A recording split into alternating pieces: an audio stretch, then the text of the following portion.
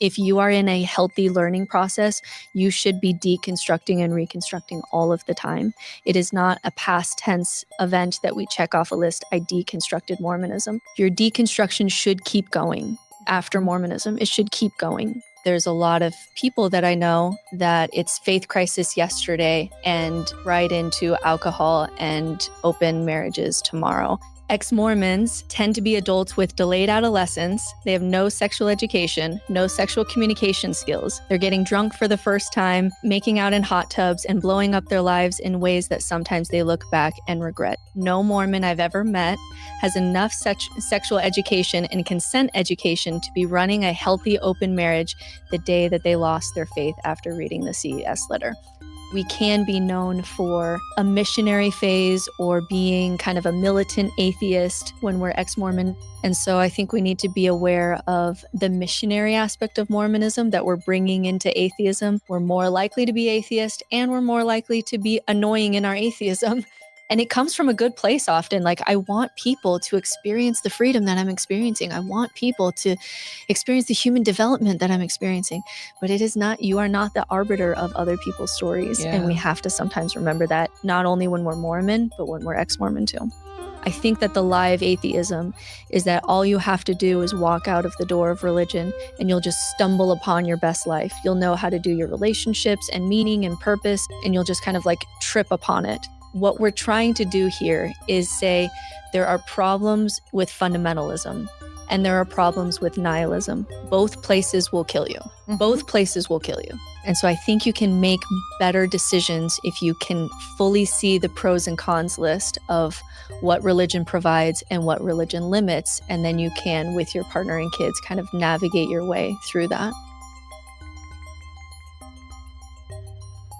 What are 10 things not to do if you're going through a faith or a church or a religious or even a Mormon deconstruction? I am John DeLynn, host of Mormon Stories podcast. I'm here with my partner in truth and righteousness, Margie. Hey, Margie. Hi there. And we are so excited today to have back on the show the author of the book, No Nonsense Spirituality, All the Tools, No Faith Required, the one, the only, Britt Hartley. Hey, Britt. So happy to be here, guys. Welcome back. This is going to be great. Last time I was a little bit sick and I had to tell my story, so there were tears. This time is just going to be a fun time. I'm super excited to be here. Yeah. Yeah. And for those who don't follow us closely, we had Britt on several months ago when she was launching her new book. We asked everyone who could to buy it. A bunch of you did.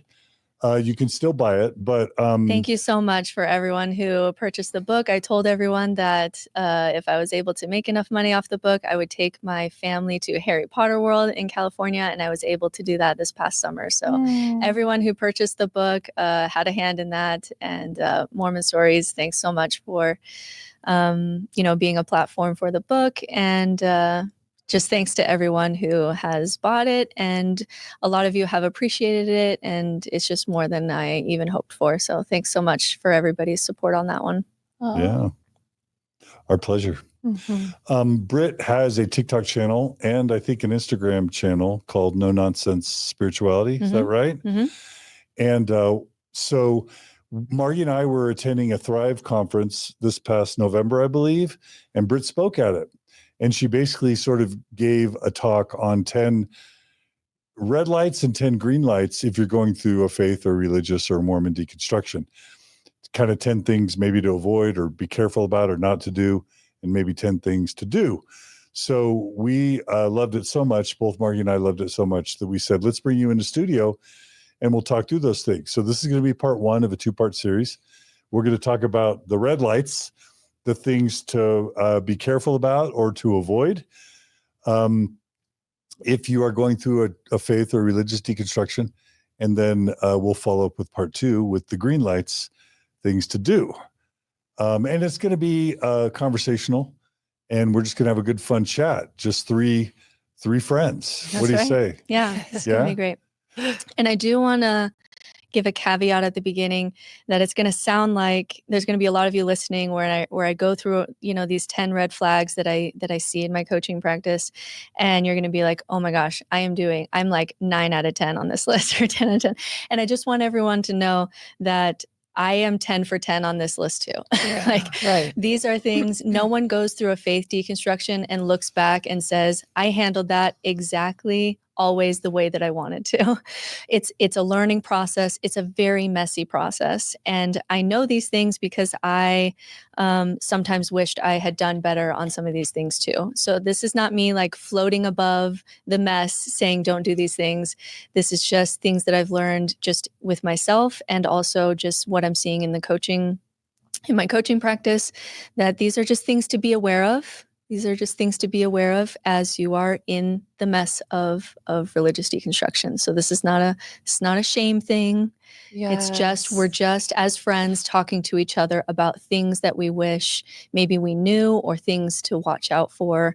And so it's not a shame thing. I love that. And I love that too, because I think we can take, if we haven't deconstructed, say, perfectionism, we can take that. Yes. Right. And yes. and just apply it in a new way. Yeah. We don't want to do any of that shame stuff. We don't want to do any perfection stuff. This is just things that maybe I wish I would have known earlier on to watch out for, that maybe I wish I would have done a little bit differently. Yeah. Great. We want to acknowledge that over half of our audience has never been Mormon. And while maybe our conversation and a lot of Britt's examples are probably going to come out of the Latter-day Saint or the Mormon community, we're really interested to know to what extent. I mean, we assume that y'all tune into Mormon stories because what I like to say is the Mormon experience is the human experience. At the end of the day, we're all humans, and there's not a lot that's uniquely Mormon, even though Mormons like to think they're kind of the center of the universe. Hey, we sometimes. Invented faith crisis. Nobody else had a dark night of the soul before us. Well, where did the term dark night of the soul come from? We're very special.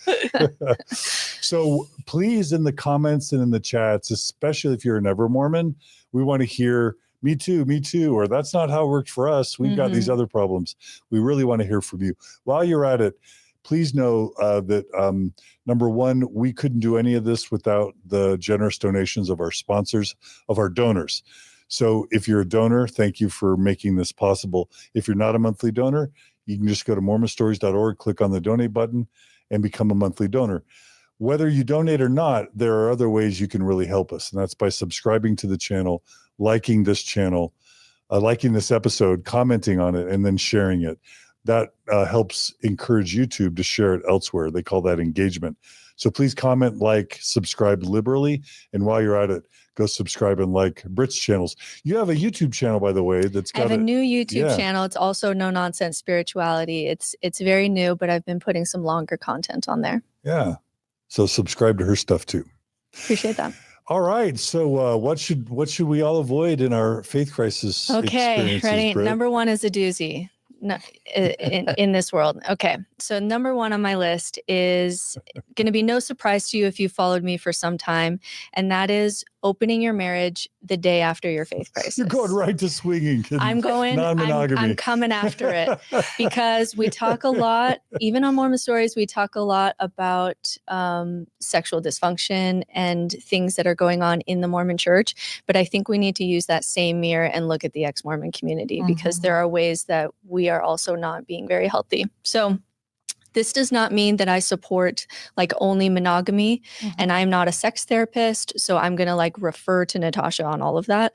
But what I'm seeing is that there's a difference between people who really understand the literature on ethical non-monogamy, because the reality that I'm seeing is ex-Mormons tend to be adults with delayed adolescence. They have no sexual education, no sexual communication skills.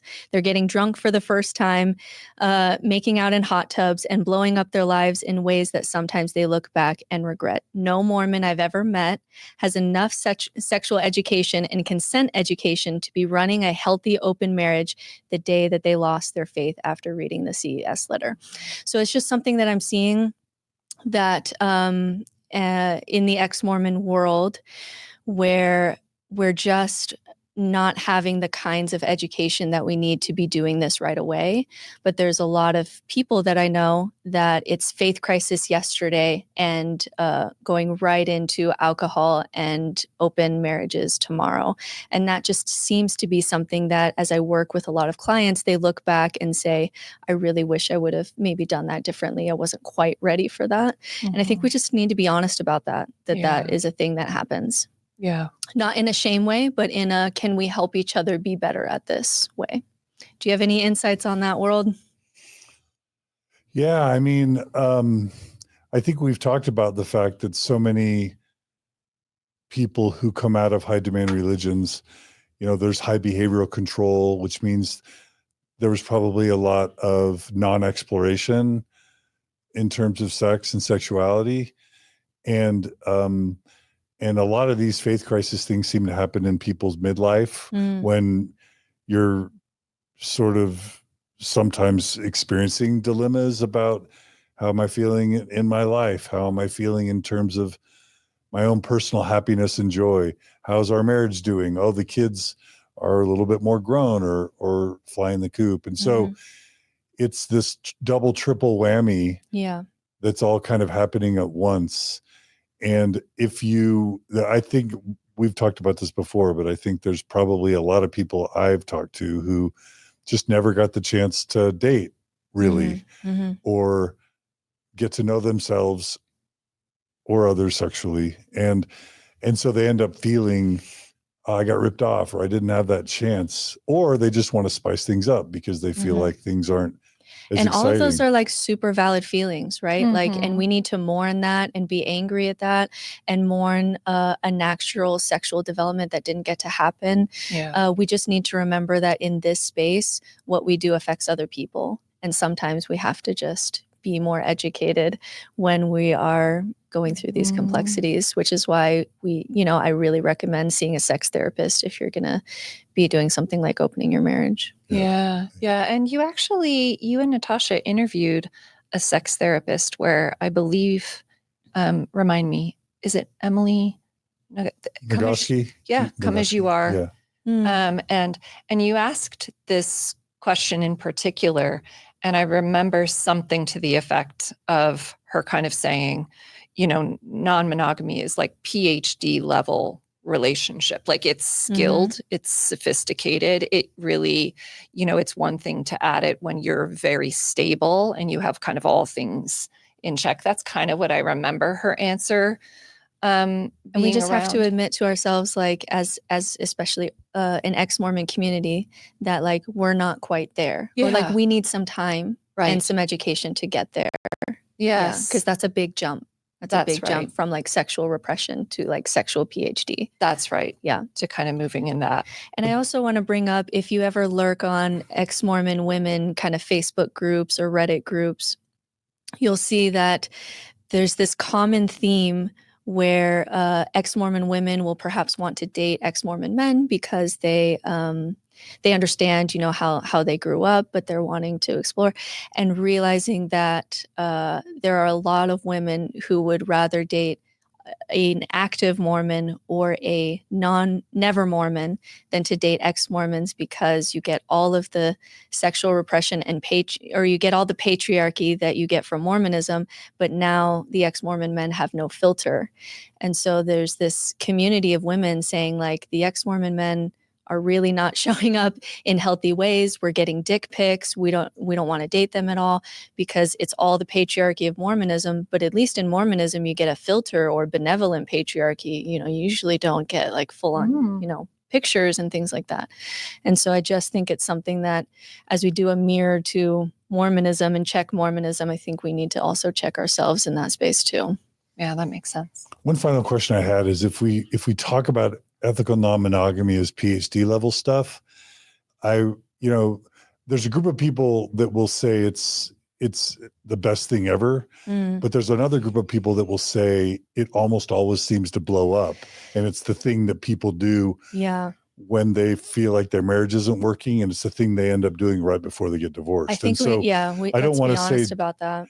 PhD means it's the ideal. We're probably not we just saying mean that. like it's hard. Yeah, Like what it requires, right? Yeah, maybe? you're right. What it requires, the communication skills and sexual education requirements are much more demanding. So I ask therapists who work with the Mormon community, I always ask them this question. There's a few that I ask because I just like to I like to dip my toes into things and take the temperature of things. And I'll ask them, of all the clients that you have, of the Mormon clients that you have, which ones are doing something like an open marriage or ethical non-monogamy in healthy ways? And more often than not, the answer to that is zero. Yeah. And so to your point, John, we need to be honest about that. Yeah. I know two, I've always said publicly that I've only known two where I look at it and I say, this seems to be very healthy. That's now down to one for me.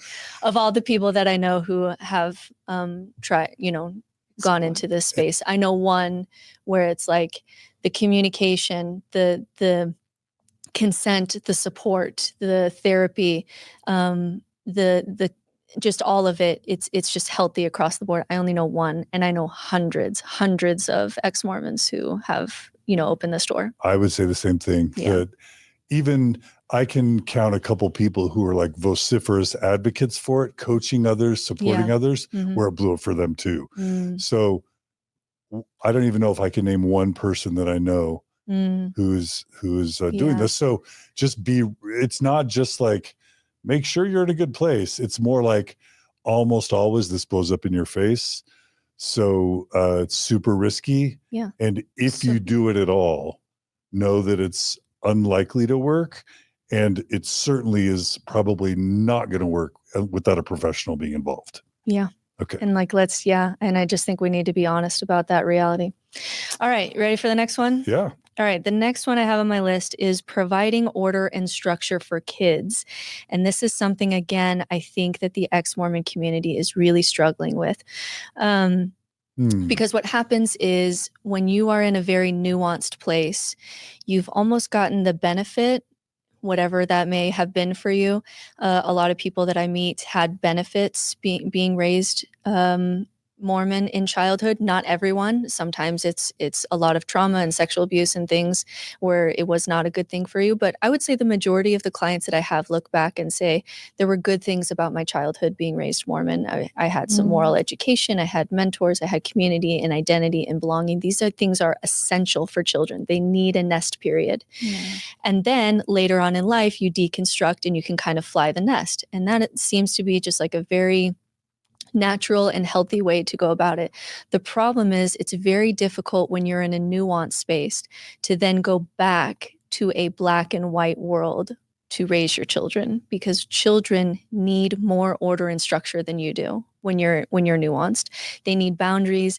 They need good guys to be good guys and bad guys to be bad guys. Whereas me in a nuanced space, all of my, heroes were are troubled in some way. Like they're complex, heroes are complex and villains are complex. It's all complex.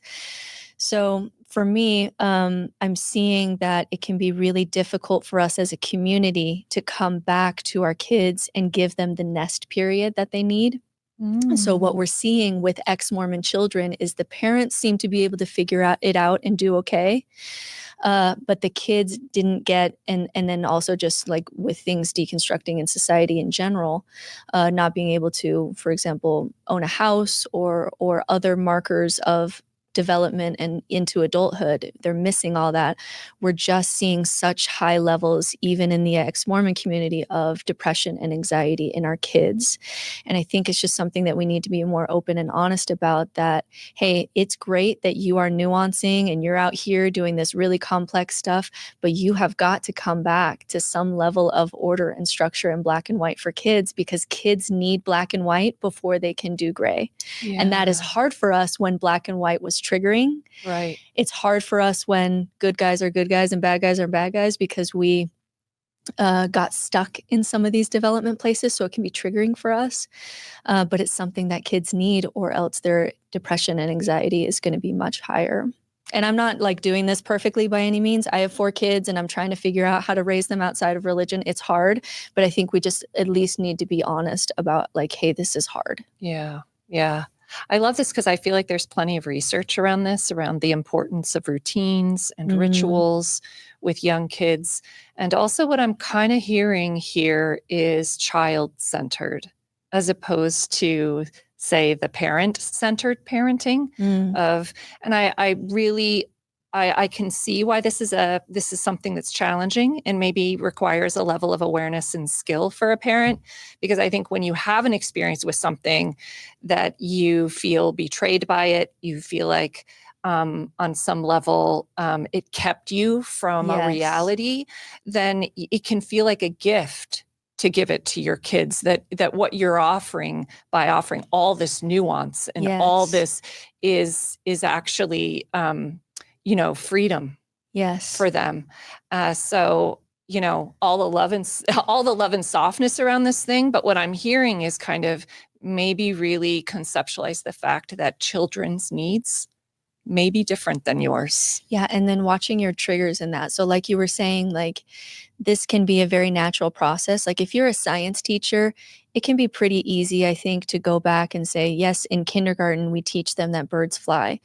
Is it more complex than that? Yes, but that is the truth that's most appropriate for the science model of that age. And then but the problem becomes, like you were saying, where if you were in a church where you were told birds always fly, it will always be this way.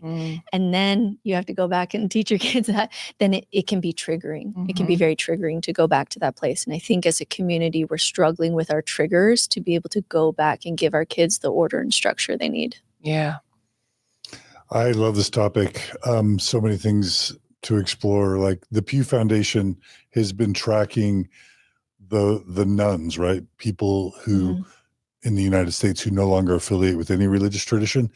And for several decades, the nuns were growing from like 10% to 15 to 20 to 25. I think it almost got up to 30 at some point. 30% of the people in the US who are adults no longer affiliating with any religious tradition.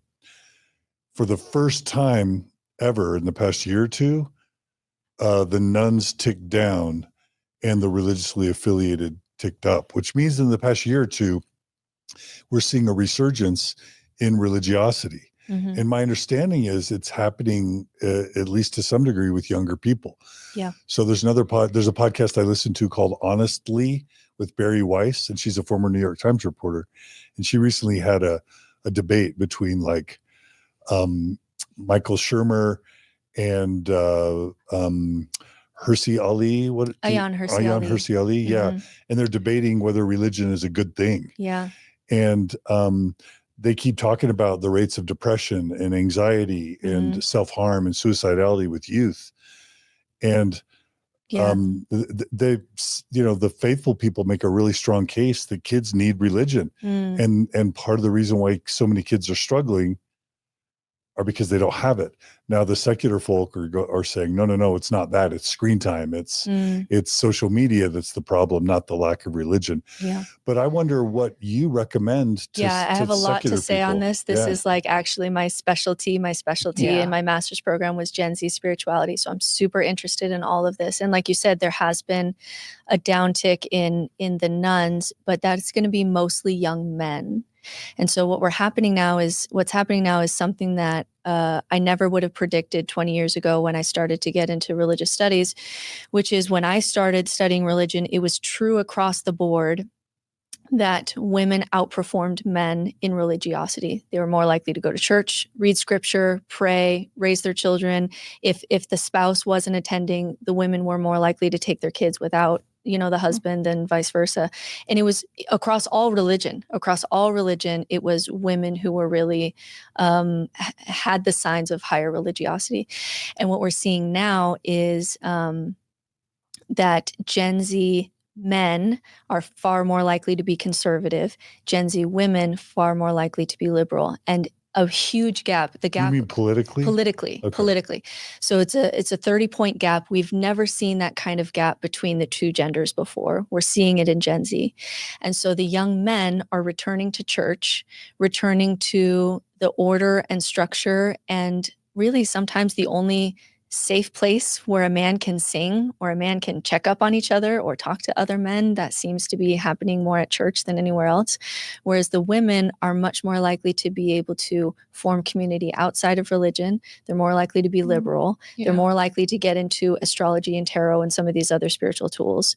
And so we're seeing for the first time in history where Gen Z men are going completely in one direction, where they're going back to organized religion and they're going to and they're leaning conservative, and the women are going more towards feminist forms of spirituality, witchy stuff, and are much more liberal. And they're actually having a hard time like dating each other because there's a pretty big difference there, and it's going to be really interesting to watch. But for Ayaan Hirsi Ali, she was a big player in this debate because she comes from Islam and she's a huge critic of Islam, and she spent time with Christopher Hitchens and Richard Dawkins. They're all friends with her, and then she goes through a period of deep depression. Like she doesn't have enough resources in atheism and she's struggling, and so she just converts to Christianity, and everybody's like, wait, weren't you like best friends with all of the top atheists?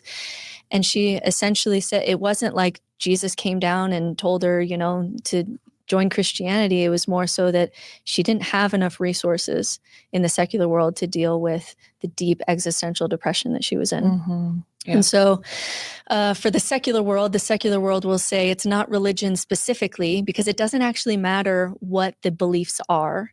It's what religion is a vessel for. Religion is a vessel for meaning and purpose and awe and transcendence and community and all of these things. And so we just need to replace all of those things. We don't need to necessarily jump back to religion. Whereas people who more like the Ben Shapiro types would say, we just need to go back to religion. We're struggling out here. We can't do this in the secular world. And that's a debate that's much bigger than me. I'm not sure if we can replace everything in the secular world, but I sure want to try, because for me personally, I never want to believe in something that I don't believe in order to get access to these tools, which is of course what my book is about. That's right. And it's like the perfect time, because I feel like that's what actually I really did in the book break down, this is what religions do. Here's how you can get these tools into your life without having to believe things that you just don't believe. That's right. Well, here's my hot take, if it's okay. Please. My hot take is I didn't like the framing of which is the right answer, no religion or religion. Binary. What I was feeling, and people may not expect this from me, or they may totally expect this from me, is if kids are finding value in religion, they should be supported. And if kids are not finding value in religion, then they should, be supported in finding what works for them. But I don't like the framing of a debate where one is the right answer, because I literally believe that there are some brains that are just skeptical and questioning and doubting or independent, and religion just may never work for that person, male or female. And on the flip side, right, some people, we know the brains that tend towards fundamentalism, they need more order and structure to psychologically function than the person who is the skeptic. And so maybe my path is a little bit too chaotic for someone whose brain needs a little bit more than that. And we just need to be gentle about that a little bit. And so going back to ex-Mormon parents, so one of the most common reactions we've seen from ex-Mormon parents is like, oh, we gotta get our kids out. We gotta make our kids leave. Oh, what if my kids go on a mission? What if my kids get married in the temple? What if they stay faithful? And I always ask, is that really the worst possible thing? Is if your kid ends up a devout Mormon? Like, what if it's working for them? Can you give them space to, because sometimes kids can get yanked out of a religion and they can kind of crash, whereas the religion maybe might have been what they need. How do you feel? How does that sit with you? Yeah. Thinking the idea that for some, that might be the very best thing for them. It's something that I've come around to more. Something that I say is that the difference between the most deconstructed Mormon, someone like a Dan Weatherspoon, who's just doing beautiful stuff with the religion, honestly, and the most spiritual atheist, has ritual and awe and all of these things in their life. The difference between the most deconstructed, the religious person, and the most spiritual atheist is like a hair. Yeah. And maybe that's an important hair to both sides, but what we're trying to do here is say there are problems with fundamentalism. and there are problems with nihilism. Both places will kill you. Both places will kill you. Right. Both places will kill your, like, destroy the human development of your kids too, right? And so we need to be somewhere in the middle. I come more from the secular side because I'm more of a skeptic type, and there are aspects of a religion that just don't work for me. Yeah. But if someone deconstructs to that place, something like secular Jews have been able to do this really well, where it's totally normal in New York City to have a rabbi who's an atheist. He's deconstructed so many truth claims after so many thousands of years that they've kept a lot of the culture, but dropped a lot of the truth claims along the way. And so that's kind of that's the place that we all want to get to. Now, if you deconstruct religion and you're nuancing things to be able to get there, or you're building up from the other side, you end up in kind of the same place, which is a place where we tend to do best in our human development when we have some order and structure, but with room to grow. And you get that in the middle of those two extremes. That's right. What about parenting? What about parenting for pulling kids out? I really like this idea of, and I'll talk about this later on my list of, I think, like you say, I think we get into trouble when we treat religion as all bad. Because when we do that, then we can't look at the list of what religion is doing and what, good and bad. And then you can sit with your partner and your kids and navigate the best way for you in that. For a few years for me in my own marriage, because I was in a mixed faith marriage, we went to church every other week, and that worked for us for a couple of years. My husband's now out. And so we do church at home, but we've navigated that as we went, because there's some things that we still wanted to be a part of that was a benefit to us. And so I think you can make better decisions if you can fully see the pros and cons list of what religion provides and what religion limits. And then you can, with your partner and kids, kind of navigate your way through that. I love which that. is more complex than just saying it's all bullshit. Like it's all bullshit. Yes. Right? And it's more, I feel like it's couched more in really seeing the reality for you, and with an overlay even of each child, because I think it can be very different within families, child to child. If you have an LGBTQ child, that harm kind of aspect is going to be very different, than, for example, if you have a son that's anyway. For gay kids, when you're looking at that pros and cons list, I'm more likely to say, like, let's maybe take the family out. But it is complex. If you have a kid that's about to go on a mission and that's what they want to do, we have to, as Mormon parents, let go of this idea that in Mormon parenting, we are ahead of our kids and our kids follow us. And we have to allow our kids to be on their own journeys. That can be hard too, because their journey may be different than yours. They may not be triggered by things that you are. And that's a very difficult place to be. Yeah. For me, and I know we could talk with you all day. Britt. I know, this is so fun. But I do feel like for me, there are things that are more important than just you're in religion or you're kind of out of religion. Like that idea of having children have practices that allow them to connect with themselves, to advocate for themselves, is something that to me would be, or to critically think about ideas, or as things come, to kind of teach some of those skills or reflect those skills in a family culture. I don't know. There are just some things that I think are more important to me than say, that you participate in a religion or not. And I'll just end by saying, for this topic, I've seen way better outcomes when parents are happily supportive of their kids in their own spiritual journeys, even if that means the kids are Orthodox, believing, devout Mormons, than parents trying to nitpick and push and nag and tug their kids out of faith. I've just seen better outcomes personally. So try not to put your fears and anxieties about religion on your kids if it's working for them. That's just my 2 cents. There's a reason that Richard Rohr says that nobody does first half of life better than Mormons, but nobody does second half of life worse. There's a reason he says that. He works with a lot of religious people. That's right. And so, I think we can, but that requires, again, us to be in charge of our own triggers, which is hard because there's a lot to be angry about and you're hurting, and it's a lot. It's a lot. Valid.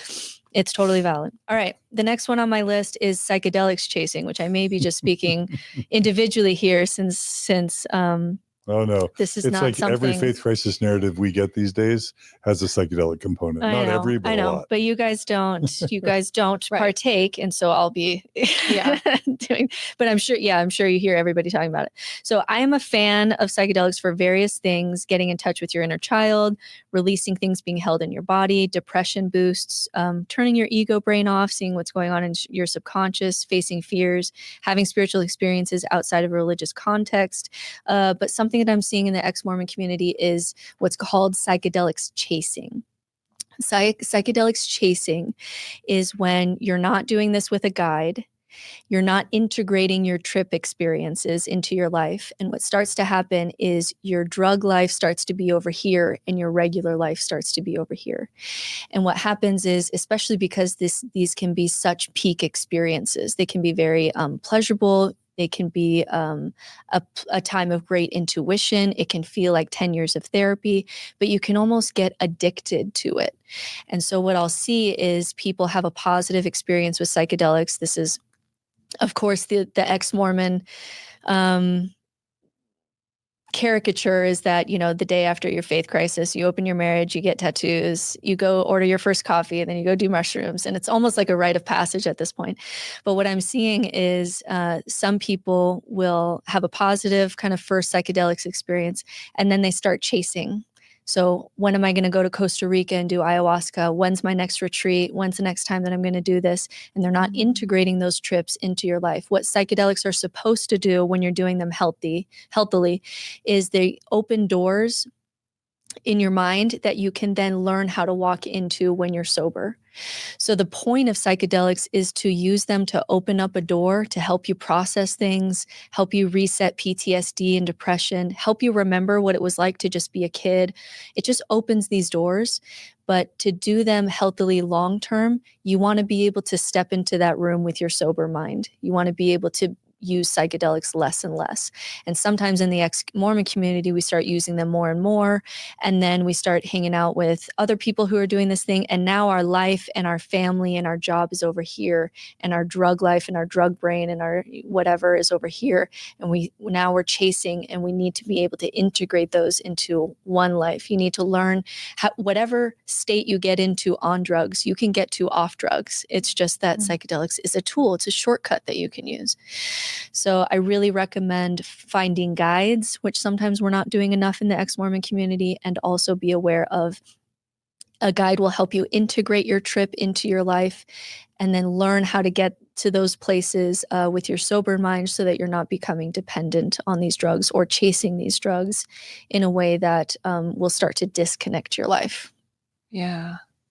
Yeah, from my understanding too, it feels like the studies that are being done now and being referred to, that talk about psychedelics and all the benefits in kind of healing from really complicated traumas and mind states, is that the reintegration piece is part of that research. Yes. Having actual,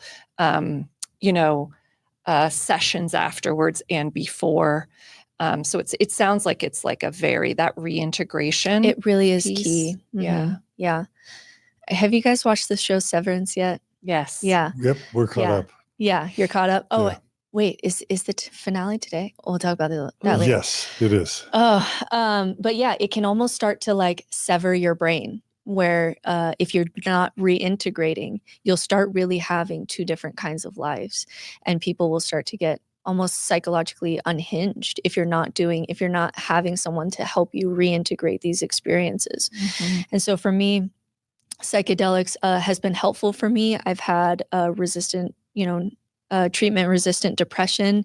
I have not had dissociative depression since being able to use this tool, but I have only done my first kind of solo dive in the past year. But because I've always done it with a guide and with reintegration therapy afterwards. And I'm glad that I did it that way, because I can see where people can start to get a little bit unhinged or start chasing these experiences in a way that isn't really integrating their life. Yeah. So something to be aware of. Please find, and of course, like, it's hard to do. It was probably 3 years from the time I decided that I wanted to do it till I found a guide that I trusted. And however long you need to wait or whisper around and ask people to be able to do it in a healthy way, I recommend you waiting rather than jumping in and doing it yourself. Yeah. Really good book is How to Change Your Mind by course. Michael Pollan. He also has a Netflix series about it as well. Yeah, good stuff. All right, next one is clinging to new beliefs. And I mentioned Mormon stories when I did the Thrive on this one. In a bad way or a good way? I don't know. We'll see. I'm curious to see, now that I can talk to you about it. Give it to us. Now that I can talk to you about it, I want to see how you think. Yeah, you did this one. So, on Mormon stories, we talk a lot about the bite model, and leaving a cult is when you are most highly at risk for joining another cult, because your brain wiring is still culty. It's looking for something to just plug in to the wiring that you already have. So I am not at all shaming the fact that most of us deconstruct by degrees. Most of us don't go from Mormon one day to atheist the next day. Like, there's usually like deconstruct, like a nuanced Mormon, and then maybe like a nuanced Christian, and maybe like a UU or a secular Christian. Like, there's stops along the way, and I made those stops too. So I'm not at all shaming that, like, to deconstruct takes time, but we do need to be aware of our brains like wanting to cling on to something that's new. A common one that I see is if you have a fear of death and you were in Mormonism and then you have a faith crisis, the next day you'll find yourself like really getting into NDE, near-death experiences studies. And now there may be truth behind all of that. Maybe there's a part of our consciousness that lives on after we die. I'm not saying that there's not, but the reason that they're doing that is because the brain is looking for, I need some new thing to believe in that helps me to cheat death. I need something to plug in here. And we have to notice our brain doing that. Our brain is looking for, where's my new prophet? Where's my new community? Where's my new way to cheat death? Where's my new belief system? Right. And we have to sometimes just sit with not knowing and sit with the complexity a little longer, or else we're just going to jump onto the next ship and then have to deconstruct 10 years later off of that ship too. Yeah. And the reason I brought up Mormon stories is because I saw you do this a little bit with Sandra Tanner, because Sandra Tanner went from being very critical of the Book of Mormon and fantastic critique of the Book of Mormon. And she doesn't seem to apply the same level of technique to the Bible. And you called her on it one time and then you backed off, I think out of respect. But it's something that I sometimes see Mormons do, where they will not use the same level of critique with their new belief system because they haven't really they haven't fully deconstructed. They've just jumped to another ship. Right. And that can be fine. Like that's fine if you found home in another place. But I just think we need to be aware that the brain is going to want to do that, so that you can be at least aware of your own thinking when that is happening. Yeah. So yeah, do you remember when you did that with Sandra? Oh, I've done it twice with her at least. I did it recently in an interview with Nemo for the second time. Yeah. But that was super uncomfortable. Yeah.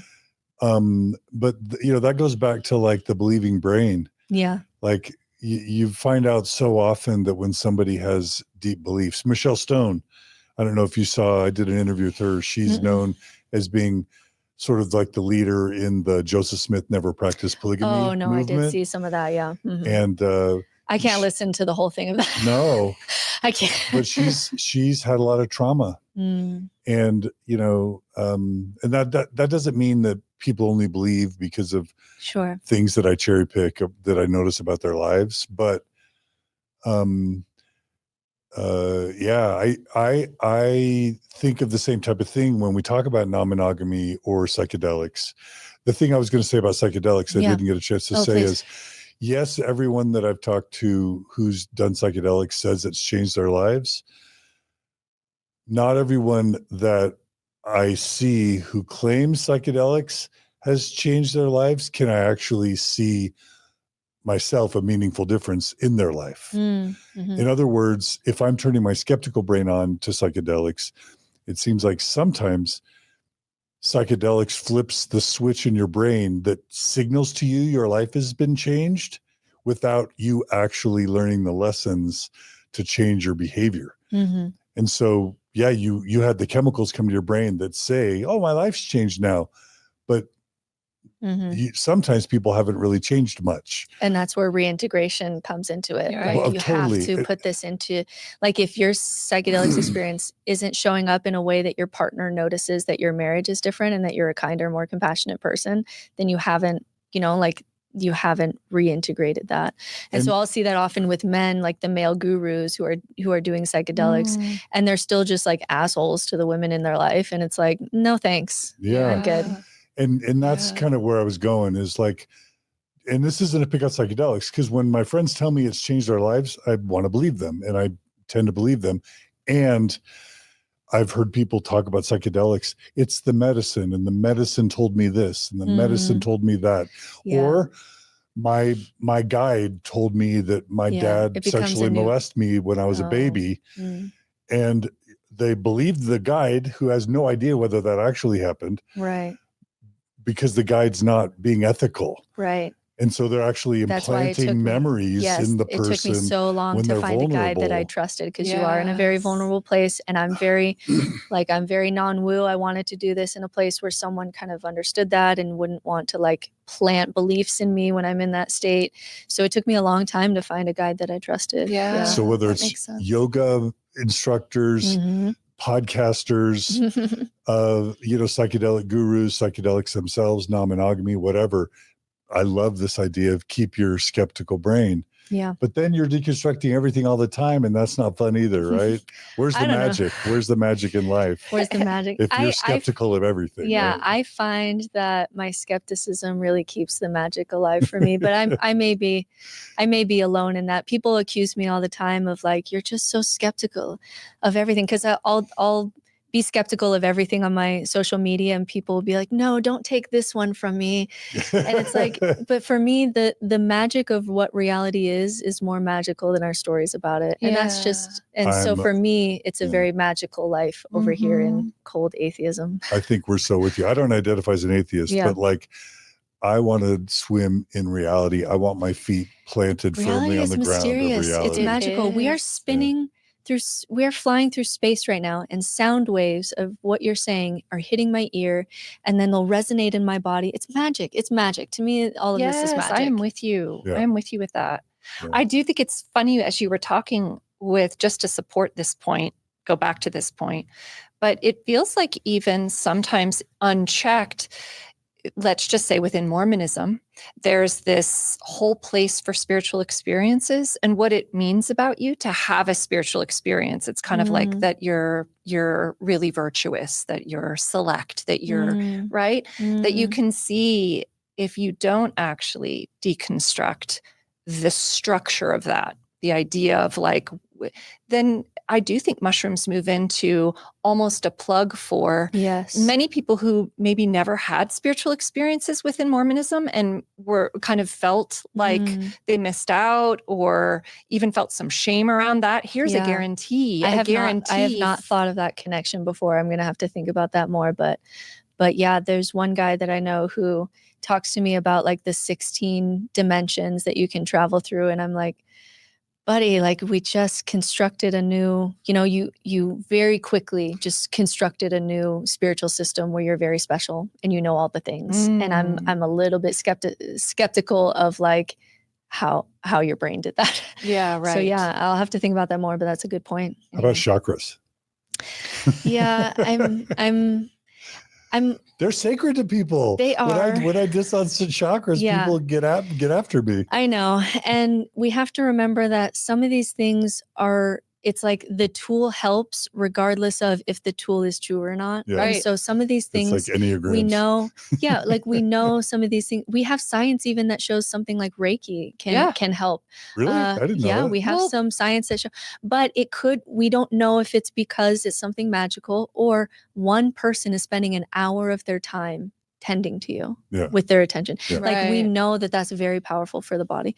So some of these things are it's like we as humans, we have stories and we put imagery to things that really are tools at the base level. And so we have to kind of try to get the tool with as little dogma as possible is kind of my approach to those things. I really love that. And I do kind of think I enjoy this aspect, but like you can take research, and I think it's important to see where the research falls on some of these things. I think it's an important part of critical thinking. But then there's placebo. Like just throw in placebo into our, like the fact that if we believe something is helpful, that it's a very powerful, that's a powerful element. And I just think the one that I get in trouble the most for online is going after astrology, because we have so many studies on astrology to see if the planets are really influencing human behavior or events or patterns in some way. And we have so many studies that we have meta studies, and there is just nothing. There is nothing there. But I know people who used it as a tool, almost like mythology, almost like Greek mythology or some other thing. And it did help them to look inward. It worked as a mirror for them, even if the mirror isn't kind of really grounded into hard science. That's right. And so we have to sometimes separate these things that there are tools that are helpful, but why is it helpful? Oh, it's acting as a mirror. Well, is there a mirror that I can use where I don't have to believe things about planets that I just don't? And that's kind of always my approach. I love that. So explore with education, but don't check your keep your wits about you. At the door. Keep your wits about you. I like it. Okay. All right. Next one is the missionary phase. So there's a reason that Sam Harris, who deals with a lot of atheists, and he says that no one is more ardent in their atheism than exMormons. And he knows a lot of atheists, and atheist Mormons is not a very high percentage, but we stand out to people. And one of the reasons that we do that is we can apply the same zeal that we had in Mormonism of wanting to save people, and we'll just transfer that over to the other side. I think this is one that you point out a lot on Mormon stories, that we have to stop trying to save each other from the other sides, or trying to send each other articles to pull the other person to our side on both sides of that equation. And so we can be known for a missionary phase, or being kind of a militant atheist when we're ex-Mormon. Ex-Mormons are also more likely to be atheists than other groups that deconstruct. And so I think we need to be aware of the missionary aspect of Mormonism that we're bringing into atheism. We're more likely to be atheist, and we're more likely to be annoying in our atheism, because we tend to have a missionary mindset that we had in Mormonism, where we want to, and it comes from a good place often. Like, I want people to experience the freedom that I'm experiencing. I want people to experience the human development that I'm experiencing. But it is not, you are not the arbiter of other people's stories. And we have to sometimes remember that, not only when we're Mormon, but when we're ex-Mormon too. That's great. I have to ask this. If you had to give a percentage of ex-Mormons that become atheists, for me, it's less than 50%. For you, is it more? No, it'd still be less than 50%, but it's more than other religions who deconstruct. Yeah. Mm-hmm. But we shouldn't equate ex-Mormonism with atheism. No, I wouldn't say I wouldn't say that it's more than 50%, although it is significantly more than other religions.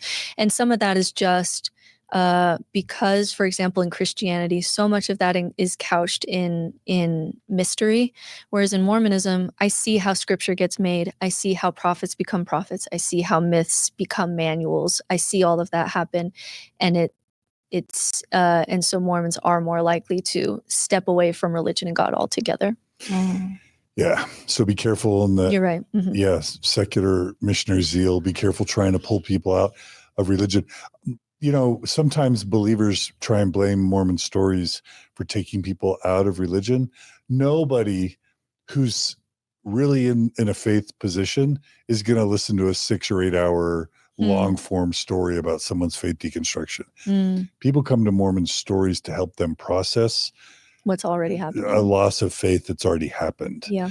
And that's just a long way of saying it really doesn't work to deconvert people. People have to go through their own process. Yeah. If you feel like your words or actions have helped someone deconstruct, it's kind of a coincidence. It's not that you really did it. It's just that you were there at the right time. People have to do it on their own. The only other thing I'll say is that there are no more ardent missionaries than psychedelic missionaries, man. Many psychedelic missionaries try to convert the world. It's a sacrament that we're trying to give everyone, right?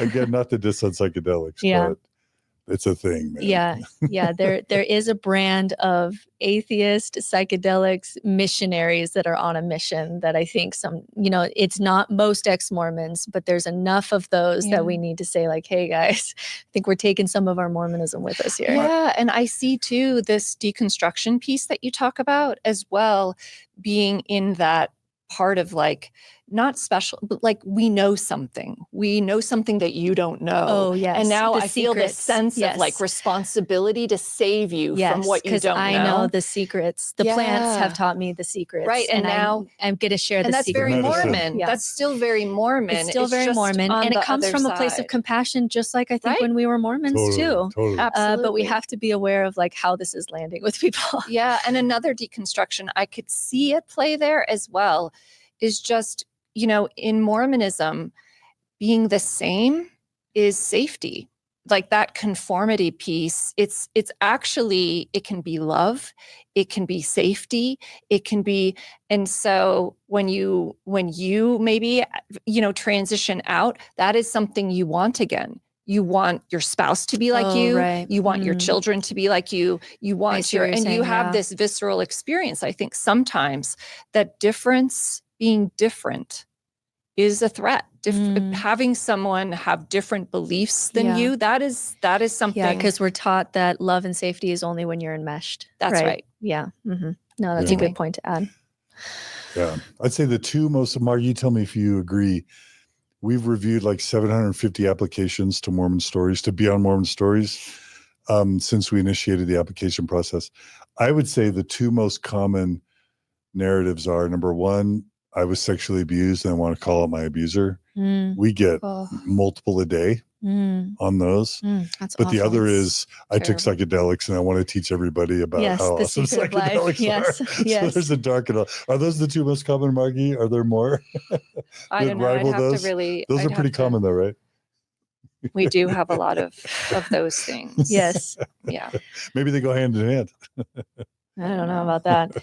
Yeah, but it is something that we just need to. No, I mean, to people be who have been abused often find healing in psychedelics. Maybe. That I think we That's can link to. Yeah, the it's something like 80% PTSD reduction. So yeah, I definitely encourage with the PTSD, like PTSD, and then working to get off your SSRIs so that you can have an experience. For some people, they go back on their SSRIs, but a large percentage don't. Like for me, I haven't since. So yeah, stuff to be aware of. All right, next one. Should we keep going here? Yeah, keep going. Next one is, I think we've already talked about this one, so we might just skim through this one, but just not recognizing the good in religion, which we've already spoken to.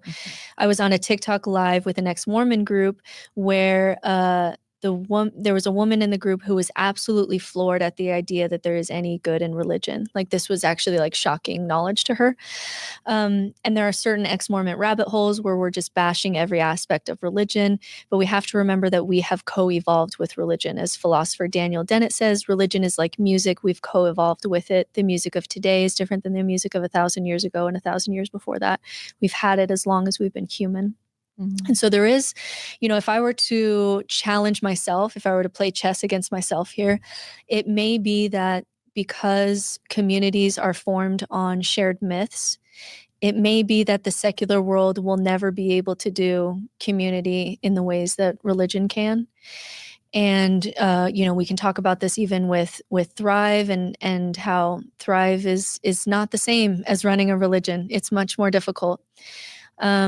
And so we have to maybe be honest about the fact that if we're trying to get to that space that we talked about, that space in between fundamentalism and nihilism, there's an argument that maybe it's going to be easier to get there by deconstructing and changing religion to what we need it to be rather than building from nothing.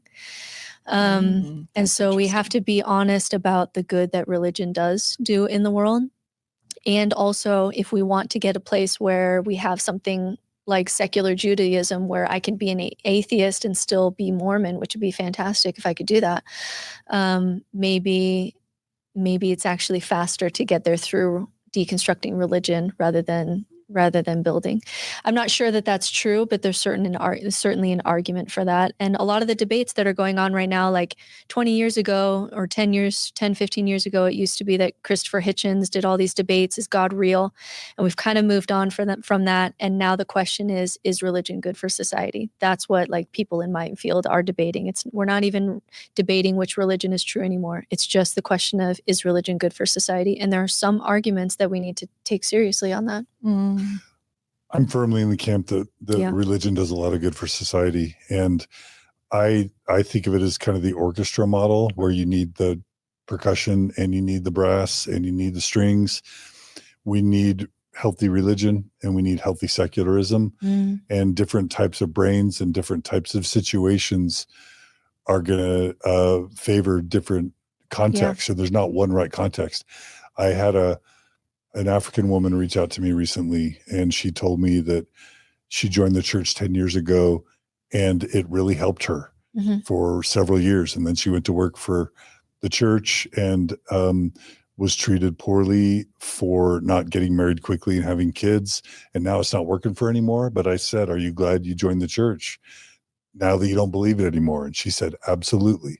And I think it's arrogant. It's a privilege for those of us who are middle class, decent socioeconomic status, to say religion is bad for everyone, because now that I'm in my 40s and doing great, I feel like I'm doing great, it should be taken away from everybody or denounced. Neil Brennan has a fantastic comedy bit where he talks about atheism being a privilege. And he says, he's there's like this kernel of truth in the comedy that he's playing with, but he talks about how atheism is the highest form of white privilege, because it's like, hey, could I interest you in an afterlife? And you're like, how much better could it be? And he does a whole bit about it. But there is some, we have to recognize privilege there too. There's privilege in being able to gather the resources that religion provides outside of religion. If you can do that, there's some privilege there. There are times and places where it's not possible to really do that. That's right. And still have all the things that you need as a human. Yeah, right. If you're in survival every day, you likely do not have the time nor the resources to, I don't want to rush through this because I love this stuff, but like, I love Noah Rasheta. He's an ex-Mormon Stories listener, ex-Mormon. He started Secular Buddhism podcast, and it's the most popular Buddhism themed podcast in the world, I think. And he always starts every episode with, don't use secular Buddhism to become a Buddhist, use it to become a better whatever you are. I think we ex-Mormons and secular folk have to swallow the medicine that we're actually succeeding in helping our churches become more compassionate, more liberal, more woman-friendly. The last one I saw is the changes in the polygamy cartoons, because ex-Mormons, we went to town on those polygamy cartoons saying that oh, Joseph felt icky about it, but God commanded it. And we all had a fit. And guess what? Like, changes happen. How about garments changes for women, where now they're tank top garments basically, or spaghetti strap garments? Like this idea, right now it's fine to be a pro-life Catholic or a pro-choice, to be a pro-choice Catholic. Mormonism is going to evolve to the point where you can be an atheist Mormon and you're fine. I think so. Yeah. Give it 5,000 years, 5 or 6,000 years, like the Jews. 30? They got the money. How about 30? No, not in 30. You don't think the pace of the changes now will allow you to be an open atheist and still hold callings in Mormonism? I think no. I have talked to many men who were put in bishoprics as out atheists to their bishop or stake president. Now, they weren't able to say that they were atheists, but their stake president was like, we want you in the bishopric. I'd love to because I want to be wrong. You're an atheist. Yeah, I want to be wrong on that one. I think that's an anomaly, but I would love to be wrong. Well, if Jews can do it, why can't Mormons do it? They've had 6,000 years more than we've had. No, Reformed Judaism started in the late 1800s. I know, but they have something that many religions don't. So, for example, Islam doesn't really have this aspect, which is they have long form communication, like long form conversation that changes over time. And so they have a lot of scripture and just a lot of conversation. So they have things built into their religion that allows them to change and shift. But we have podcasts. I know. We have Whereas like YouTube. Islam is something like, no, like this Yeah, is, right. the Quran is like, this is straight More from, fixed. it's perfect. Yeah. It's more fixed. So it may be distinct to Judaism. I think it's coming for us anyway. Yeah, but Mormonism would be more like that, because with continuing revelation, you could make pretty drastic changes within the context of the religion. Isn't So it's Oaks warning possible. people right now that there are commandments forever, but they're commandments that are for a Yeah, time, and doctrine yeah. for a time? I Yeah. think they're warning us that they're going to be making big changes. I hope so. I hope so. I'm with Britt here. I'm skeptical, but I'm a skeptical person, so I'm going to be skeptical of everything.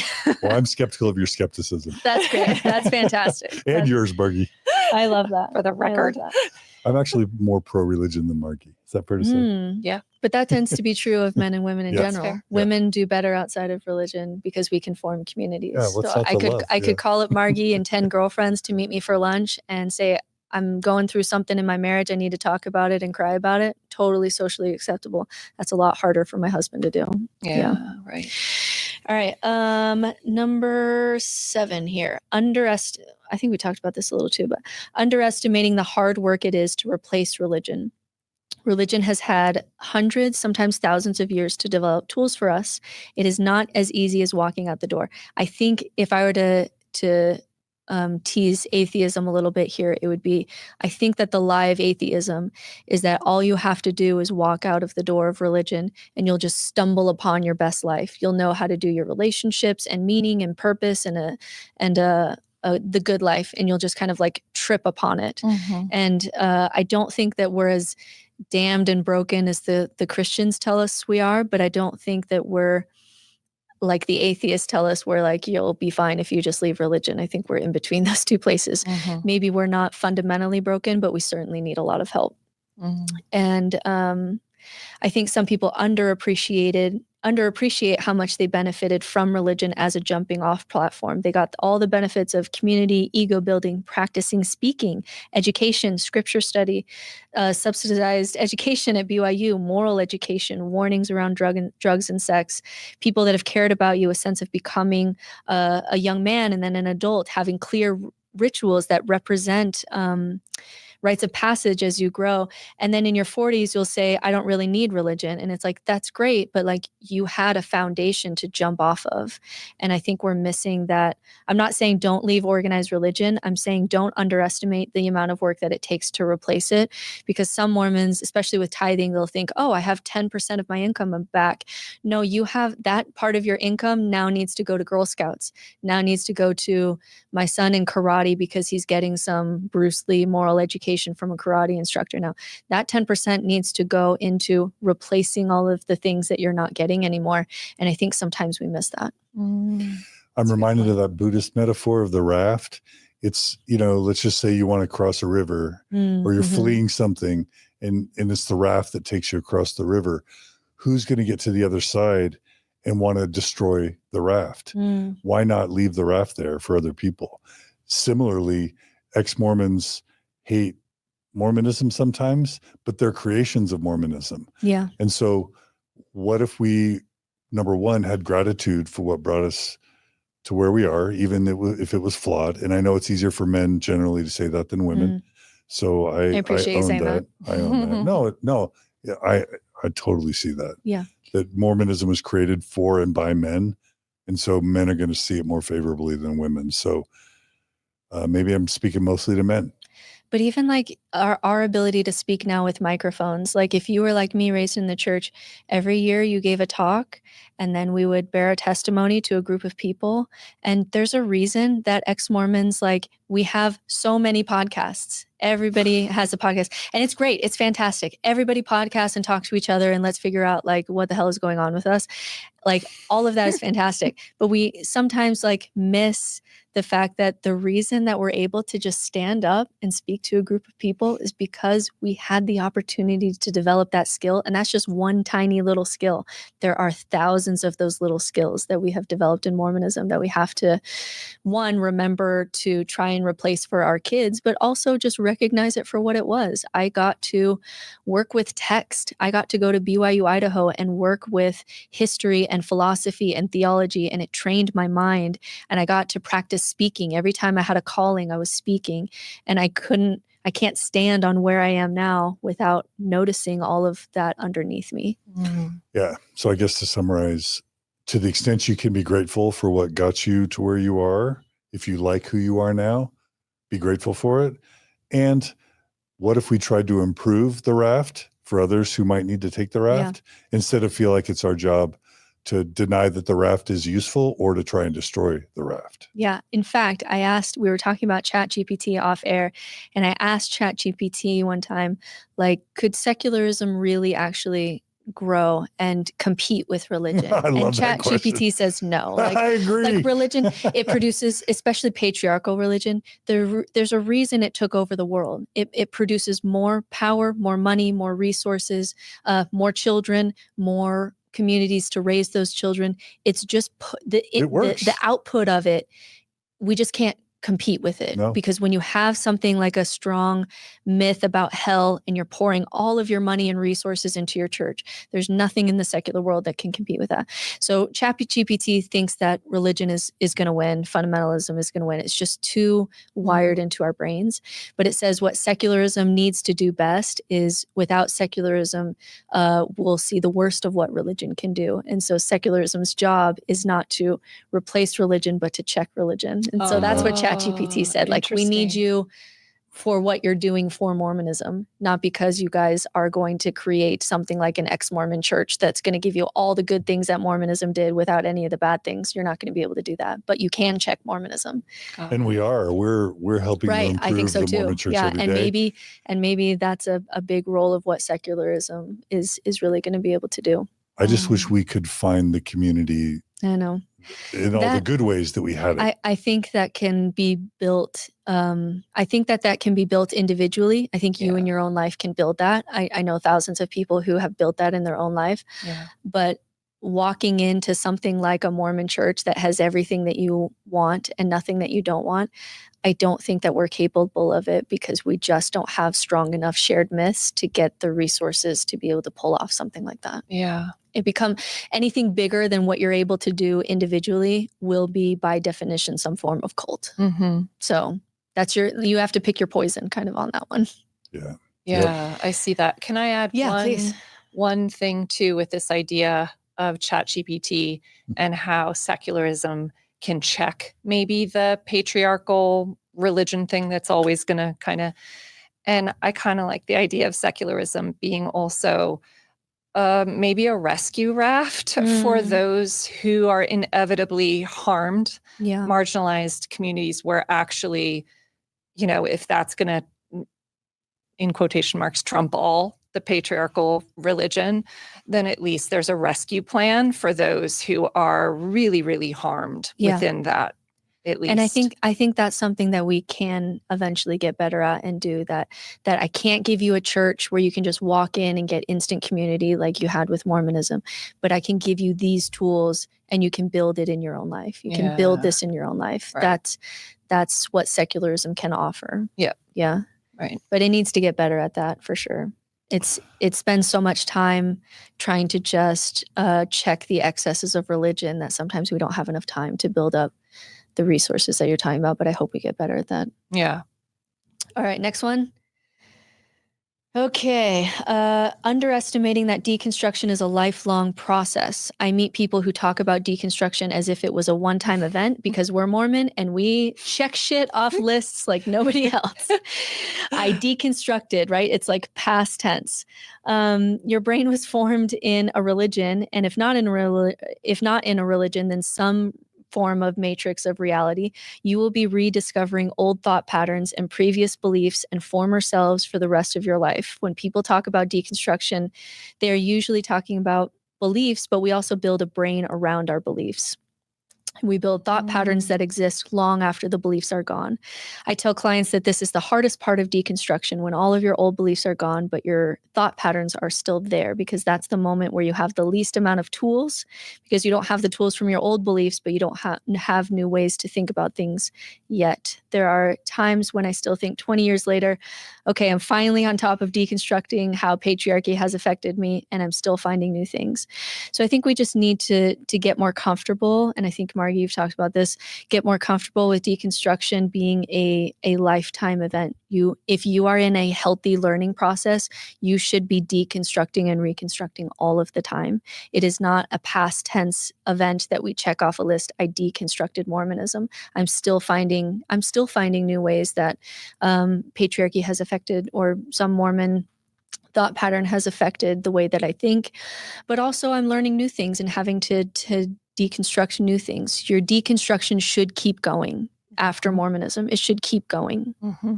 Is this what you mean by seasons as a metaphor, Margie? That every year there's growth, there's germination, growth, death. Yeah, something should be dying and growing all the time. Letting go. As reflected through the seasons. Yeah, right? I find so much, I could spend, I'm sure, a day talking with Britt about the seasons and things I find. But yeah, I do think that.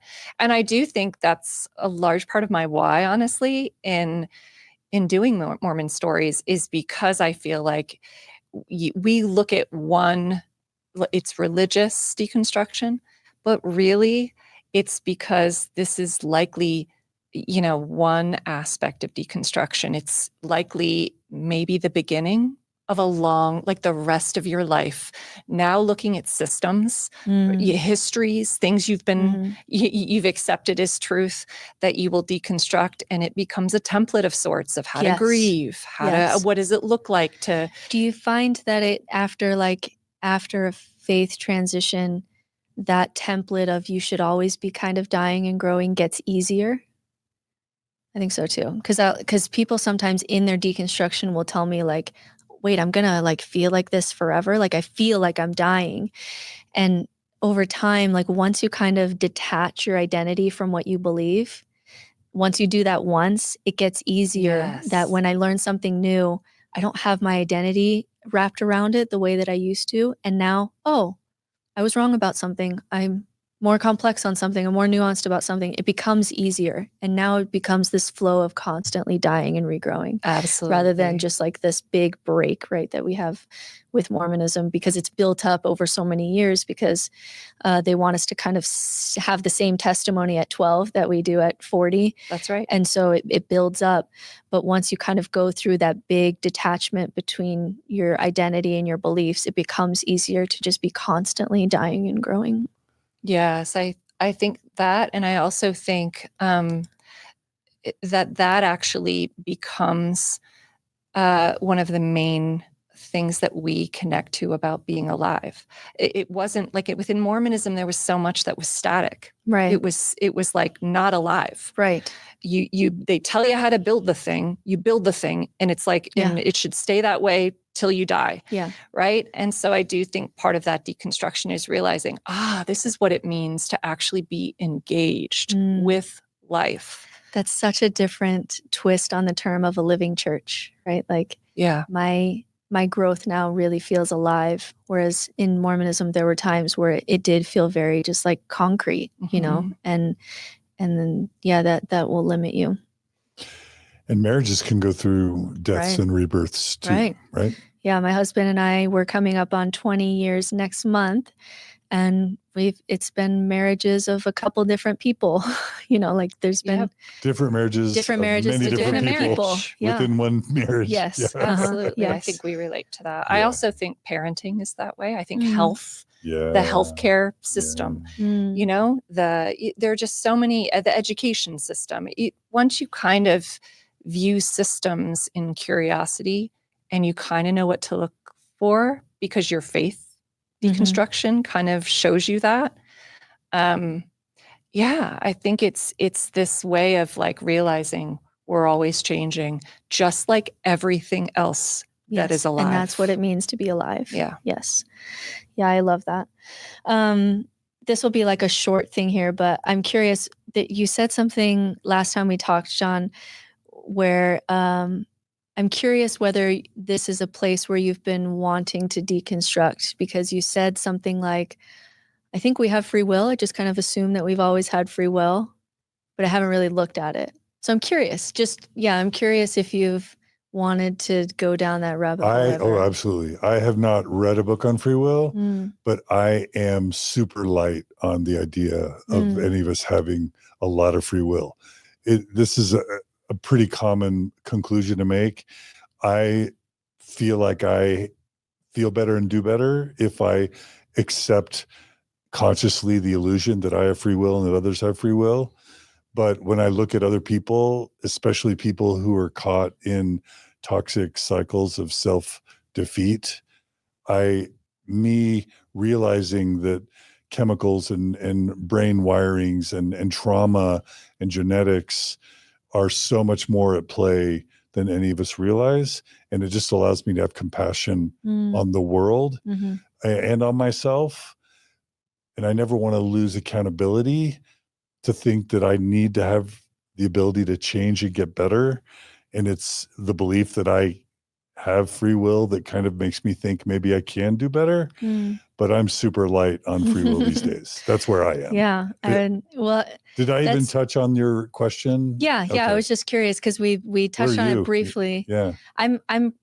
I've gone down that rabbit hole enough that I've made peace and sense with not having free will, and so I'm there. But yeah, I was just curious if some people specifically avoid that deconstruction, that rabbit hole, because it can be psychologically disorienting. And so I was just curious where you were at with that. Yeah, I'm light on actual free will. Yeah.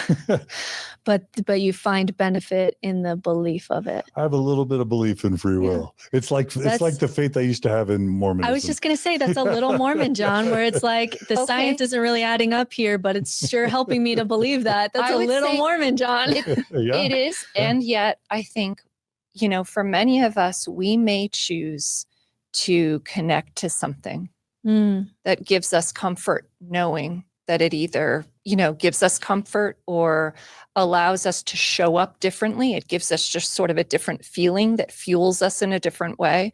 But the difference is that we're aware of that and that we're actively choosing it. That is not what Mormonism was. Yeah, that is different. I'm sometimes envious of that. My brain just doesn't let me make that move. So yeah, sometimes I'm jealous of that ability to be able to choose things that are helpful. My brain's like, I don't. Can I tease back for a second? Yeah, please. Isn't there a place? So what I heard you say in your tease when you said that sounds a little Mormon, John, is having faith in something that you don't necessarily have evidence for is very Mormon. That's how I'm. Yeah, a little bit. I know you're teasing that it's a helpful belief, whether or not it's true. That's and isn't that okay? Tell me how you are, Britt, with faith, with it's with something monogamy that I can't or celibacy, monogamy or psychedelics or secularism. Don't you think there's some faith in those positions because we don't really know what's good and what's bad? No. Why not? Faith, there's certainly hope. But I would continue to do what I do even if I knew for sure that religion wins, secularism never does anything. This is a meaningful game for me to play. And for me, just the kind of mind that I have, and you only find this with people who are high, truth seeking is their highest core value. And only people like that are always willing to pay the cost for harsh truths. And so for my brain, I physically cannot choose things that are helpful to believe. My brain just doesn't want to play that game. And so I have to develop a spirituality. And again, this is not the path for everyone, just the path for me. I have to develop a form of spirituality that can withstand what seems to be true. That doesn't mean I know that it's true, but it seems to be that there's no meaning in the universe, that I'm going to be forgotten in 3 generations, that I'm going to die and that's the end, that I don't have free will. These are harsh truths to deal with. And my spirituality has to be able to withstand that without skirting around it, because my brain just can't. I just can't summon that. And so I want as many tools and resources as I can that can withstand what seems to be true, because I think there's value in facing reality. That if there is no free will, I want to be able to face that. And collectively, I think if we all accepted that maybe there is no God that's coming to save us, maybe we aren't here after we die, maybe we could actually make the structural changes to actually make life on earth fundamentally worth living. Yeah. So you either have to like develop, it's like something that Jordan Peterson says with death, you either give kids a security blanket or you help them to become strong. And for me, like my personality type, I would rather, and it doesn't always work. Sometimes it's hard, which is why nihilists are so high in suicide and the philosophers that I read very high in suicide. But that is the path that calls me, because I can't make that move of I just want to believe something because it's helpful.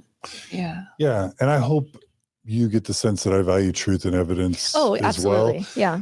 I guess my understanding of the evidence behind free will is that we really don't know for sure whether we have 0 free will or 2% free will or 10% or 20%. Like, if you add up all the evidence and all that we know, which is very little about the human brain, honestly, at the end of the day, I think it's reasonable to put your faith in the idea that there's some free will. Otherwise, why are we even talking about stuff? Yeah. Why talk about stuff if it's all... We talk about stuff because like we change our mind because we don't have free will. Like nobody woke up one day and decided, I really want to blow up my life by losing my faith in Mormonism. It's just something that happens to you, right? So free will doesn't mean we stop doing things. Not having free will doesn't mean we stop doing things. It means that that there are certain things that you can say and certain buttons that you can push that will push dominoes over in my mind where I will change my mind. So the fact that we don't have free will is the reason that we change our minds. Otherwise, I could, like if we had free will, I feel like we'd be able to say, I believe in the Mormon God right now, and I would just do it. I believe in unicorns. I believe in dragons, and we could just do it, but we can't. Yeah. We So it's dominoes falling. I think it's dominoes falling. Your dominoes knock over my dominoes. Yes. So it's beneficial to have conversations because we're knocking over dominoes that would have always fallen with that information into that system. It's compatible with the Buddhist notion of we're just observers of what's going on. Yeah. Instead of trying to control everything that's going on. I'm in a place where I can watch the meat suit that I'm in, how it interacts in the world. Yeah. But it's all predetermined. Yes. So but it's still, get some popcorn. But because we're conscious, there's a level of, there's a quality of experience to it, which means that I can experience my life in more or less suffering, more or less thriving. So it's a ride that ends, that is determined, but I can still find ways to enjoy the ride. I'm cool with that. Yeah. Keep deconstructing. It's so fun. It's so fun to just blow up everything that you know and just be floating in abyss of knowing nothing. It's so fun. I feel like I should bring up actually your Instagram post with your conversation, that journal writing thing you did with ChatGPT, because I think it does show emotionally for you that vulnerability of sometimes what it can feel like, that it can feel kind of like I try to shine a light on both, that there are some days where I feel so confident that there are tools and resources that can really help you out here in the secular world. You don't have to believe in XYZ in order to live a meaningful life. And I do believe that. But there are also some times where I have to be honest that if you are a true seeker at all costs, there will be costs. There will be cost. Yeah.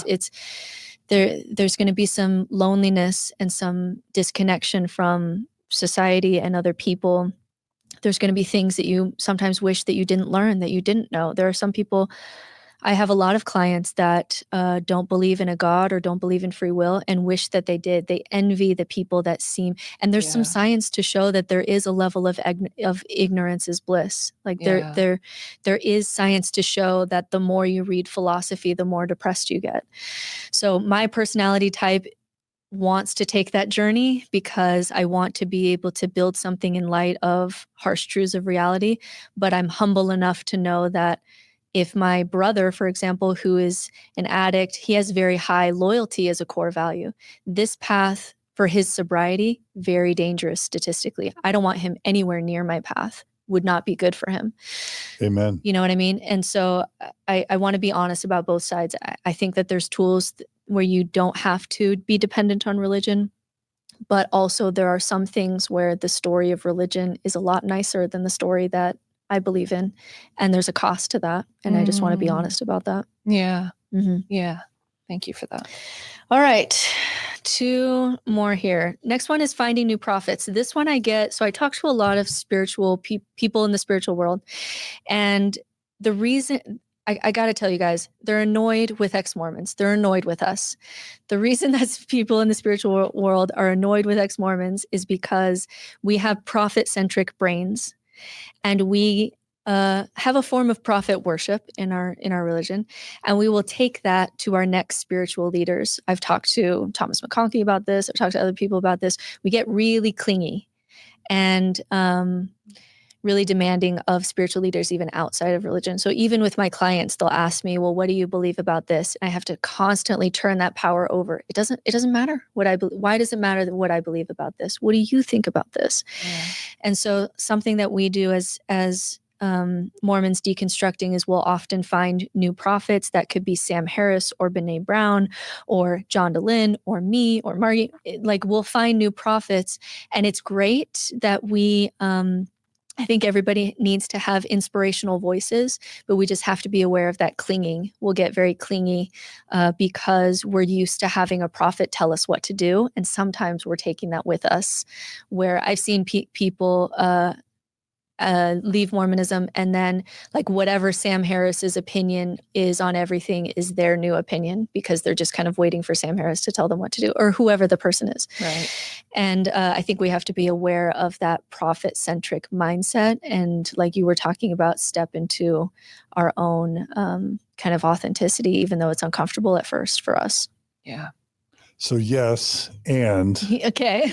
What if when somebody asks Britt Hartley whether she believes in God or not, they're just inviting Britt's dominoes, going back to the free will discussion. Yeah. They're just trying to invite Britt's dominoes to knock over their dominoes. Yeah. There's a difference between like conversation, people asking me things to which I'm usually really open about my opinion on things, and my opinion changes and all of that.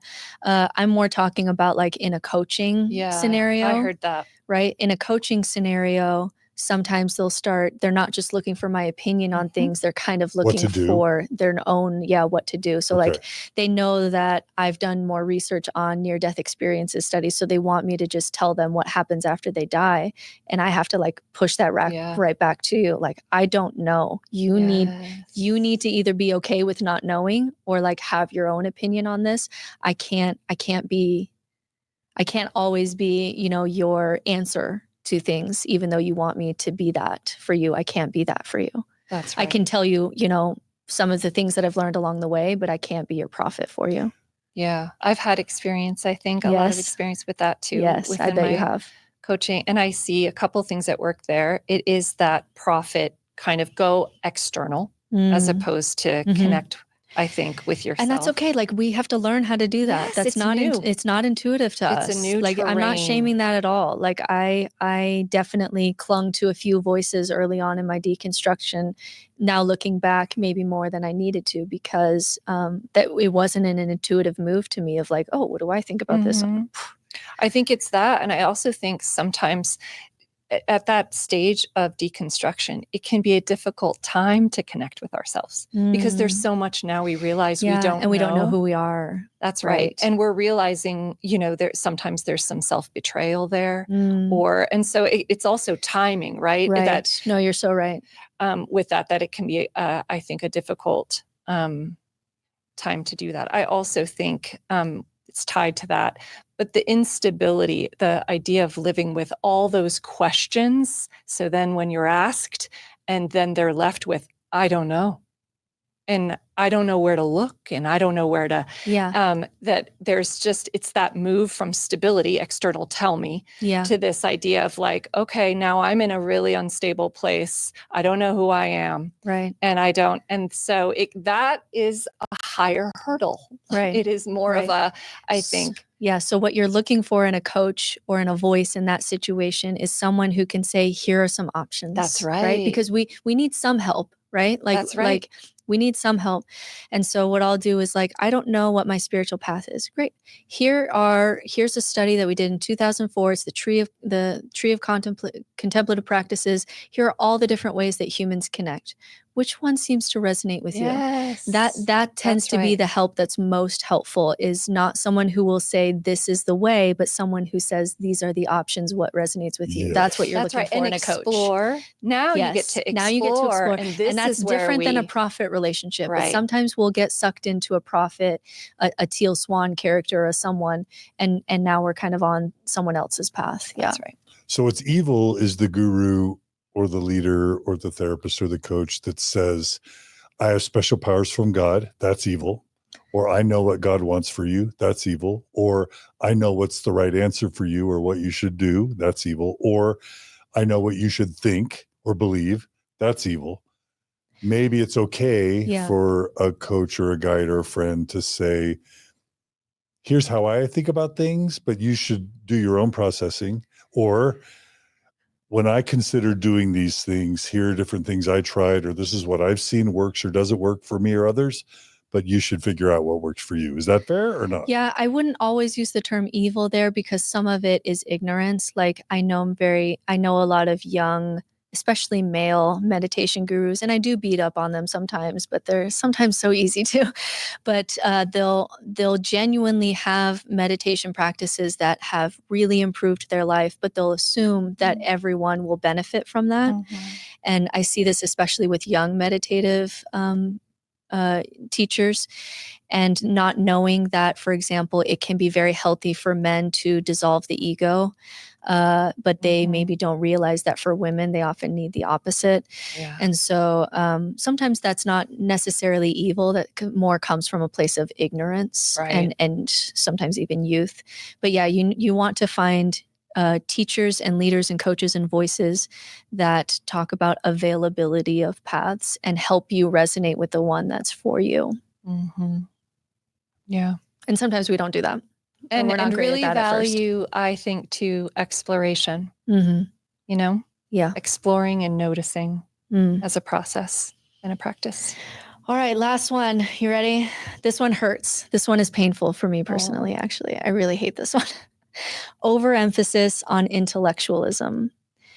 I hate this one because it's true, but this one's definitely one that And this was on your post too. Probably, you started, yeah. This was the context that got you. Oh, probably, yeah. Because you asked ChatGPT, which I love this about you, Britt, I thought it was like to kind of notice any holes or notice any, and this was something. Do I understand that right? Yeah, that so what Mari's talking about is one day I just asked ChatGPT, because I use it a lot for content and other things, based on the kinds of questions that I'm asking and the chapters of these book that I'm writing, based on what you know about me, what are some holes that you're seeing? And it was like, you're really leaning in on the intellectualism sometimes and not valuing experience as much. And anyway, it went down this rabbit hole of using ChatGPT as a therapist, which I put on my YouTube channel if you want to see that. And it made me cry.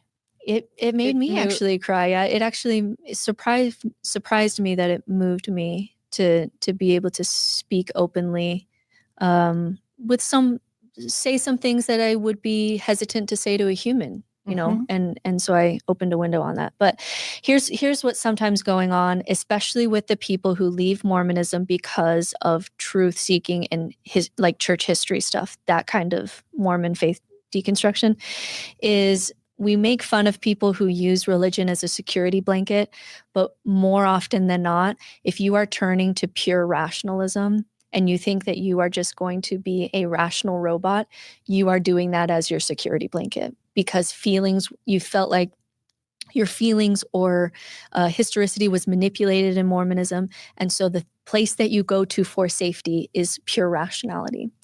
And people get stuck there. A lot of my clients seek me out because they get stuck there, which is like, I just am thinking of all of this rationally, but I don't know how to live my life. I'm just kind of stuck. And then they can't get into any kind of spirituality because their rational mind just shuts it down. And then they're just not thriving in some way. And so we have to admit to ourselves, and this was hard for me to admit at first because I didn't like it, but the people who have the kind of brains that the only thing that their body is good for is moving their head from room to room, like really disconnected from their body, will eventually get stuck somewhere in your human development, because we are far more irrational than we are rational. There are feelings and emotions in your shadow self and your past selves, and your irrational fears and your subconscious, which is so much going on in your subconscious. And so to pretend you're this little sliver of a rational person is to ignore kind of the depths of the ocean of what you are. And also not valuing experience, that we are not just robots. And even if everything really is just chemical processes in our brain, because we're conscious, there's a quality of experience to it. And we sometimes forget that, because that experience wisdom gets so manipulated in Mormonism, where if you feel like this is true, then it's true. And so we'll shut that down, and then we'll get stuck because we forget how to re-invite that part of ourselves to the table, because we're very triggered by it. So sometimes in our post-religious or post-faith deconstruction, we can overemphasize intellectualism because we're scared of that experience side of things, or feelings, or all the other things that are a lot more messy, and we'll cling to rationality as our security blanket. And eventually that's going to limit your human development and the experiences that are available to you. And I think it'll be limiting you in some way. But I hate that, because then I have to get into my body, which up until that point of my Mormon deconstruction was just a largely ignored lump that just walked me from room to room. That's right. But I had to reconnect with my body. Yep. Yeah. And you talk about that better than anyone, I think, Margie, about getting back into your body. That's something that wasn't intuitive to me. I had to learn. Yeah, I think I think a lot of that too, I think a lot of people through Mormonism, that was something that was part of the structure. It was largely a dissociative process of kind of how the whole point. I mean, it's kind of dangerous for a high demand religion to have its members connect with their bodies, connect with themselves. I think that would not benefit the whole. And so I think we come by some of that honestly, and it can feel very new on the other side, how to do that. And feel like you can emotionally regulate. My favorite metaphor for this concept is the rider and the elephant that Jonathan Haidt shares in The Righteous Mind, where if you can think of yourself as a human riding on an elephant, the human riding on the elephant is the cerebral frontal cortex, your rational, logical brain with executive functioning. The elephant represents in your brain the amygdala, the emotional center. And whenever the rider and the elephant, want to go in separate directions, who wins? It's going to be the emotions almost every time, especially if the elephant's agitated, right? Yeah. So either you learn to quiet the elephant, or you realize you're often ruled by it. Yeah. And I think sometimes people coming from Mormonism, because we feel like our experience side of ourselves has been manipulated, we almost try to kill the elephant. That's right. Right? Like we try to put that elephant to sleep, and then we're the rider wondering why we're not moving forward. And it's like, well, you're forgetting entire parts of your human nature. That's right. Because you're triggered, because you were hurt. Yeah. Because it hurt. But we have to learn how to resurrect those things. Yeah, I think you mentioned beautiful. SSRIs as kind of numbing the elephant, right? Yeah. Numbing emotions. Yeah. And we can't numb the bad without also numbing the good. So for some people, psychedelics has been a way to get off SSRIs. But yeah, we have to be able to work with the elephant. So there's things that that I'm doing now that I wouldn't have done 10 years ago, because my Mormon faith crisis is now almost 15 years kind of behind me. Yeah. And 10 years ago, I really love doing dream work now, like Jungian archetype work and working with dreams. That would have felt like a little bit too woo for me 10 years ago. But it's something that I can dig into now as I'm more open to experience and symbolism and art and feeling and subconscious and emotion and fear, right? But 10 years ago, I was kind of on a mission of well, what is capital T true? And I know a lot of Mormons who are like that too, because that's what we learn. We learn this is what's true. So this is how to pattern your life. So then we'll leave Mormonism, and our brain is still stuck on, I need to find out what's true so I can pattern my life. Right. And I would have saved a doctorate degree and a lot of time if I would have noticed that pattern, that I was still trying to find what was capital T true, because that's what felt safe. And that's what my Mormon brain, felt like it could do. And I was missing large parts of my human nature on that. Yeah. So that's 10. Yeah. Woo! So that's 10. We did 10 in an hour and 41 minutes. We did it. We did 10. And those are all things that I'm seeing in my coaching practice, of things to just be aware of, and also things that, for me personally, looking back, I might have, done differently or wish I would have done better. But yeah, hopefully that helps people who are deconstructing just be aware of these pitfalls, or be aware of these ways of thinking that can limit your ability to really be thriving post deconstruction. Yeah. I love it. And we're only half done. In other words, we're going to do a part 2. Yep. Where we're going to talk about 10 things, to do? Yeah, to do. So we're going to be positive. We're going to be positive. We're going to get half the views of the negative. I know. Isn't that the way? Why do sad? People want the dirt and they don't want the healing and growth? Do you have an answer for that? Like, righteous anger feels really good, and like righteous anger, and also just like feeling like you're better than people. There's an addiction to that kind of negativity, because you feel like it's othering, and you're better, and you're smarter, and it's just really addicting. Also, sex, drugs, and rock and roll. Right. And whereas like the good things are like things that we need to be better on and like work on, and they require work and humility. And so they're not as fun emotionally, because they require more humility. No one's going to tune into part 2? Is that no, part 2 is going to be amazing.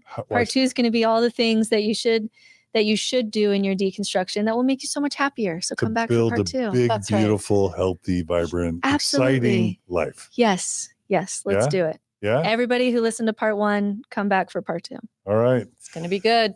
A book is that you should all buy right now. No Nonsense Spirituality. If you haven't bought it, all the tools, no faith required. If you have bought it, buy a copy for your loved one. We get no remuneration. We just think Britt's great, and this is a great book. So buy it. Let her and her kids go to Disneyland? What's next? Yeah, what's next? You don't even know yet. I don't even know yet. Okay, you can let us know. I'll have to think about that. But support the book. Yeah. Check out her channels, No Nonsense Spirituality, on YouTube, TikTok, Instagram. She's also a coach. Do you even have openings these days? Not really for coaching. I'm pretty booked, but the things that I do. No, someone to follow. What's someone under you? A disciple. You need disciples. I'm very hesitant of having disciples for obvious reasons. If any of you want to be Brooke's disciple, Britt, I am my brain. If any of you want to be Britt's disciple, reach out to her, and she'll be your guru. Selection, that word choice. Yeah, it's an interesting. There are some things that I don't do specifically because I'm wary of like becoming a spiritual guru. So I don't do branding. I don't do T-shirts. I don't do. I'm trying to stay in the healthy space for me too. In this space, that's right. But the majority of things that I do with clients, because I can't see all the clients that I possibly could, I do put into courses. So I do have courses available on my website. That's beautiful. I didn't know that. Of like the main themes that I do with people. So nihilism, feminine spirituality, deconstruction, lots of things there too. So that's great. All right. Come back for part 2. All right. Thanks, Britt. Thanks, Margie. Yeah. I'm excited. And thanks for joining us today. Please like this episode. Please subscribe to this channel and Britt's channels. Please comment. We'd love to hear from you, whether this resonated with you, whether you have further questions, what you liked, what you didn't, how this stuff manifests in your life. What are things we left out?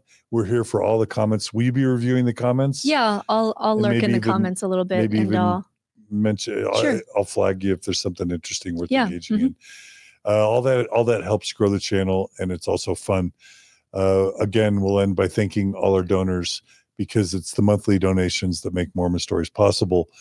If you are not a donor and you value this type of content and you want to see it continue, the only way that will continue is if you go to mormonstories.org, click on the donate button, become a monthly donor. Otherwise, we lose a dozen or 2 donors every month, and we have to close shop. So please donate if you can. Thanks for those of you who do.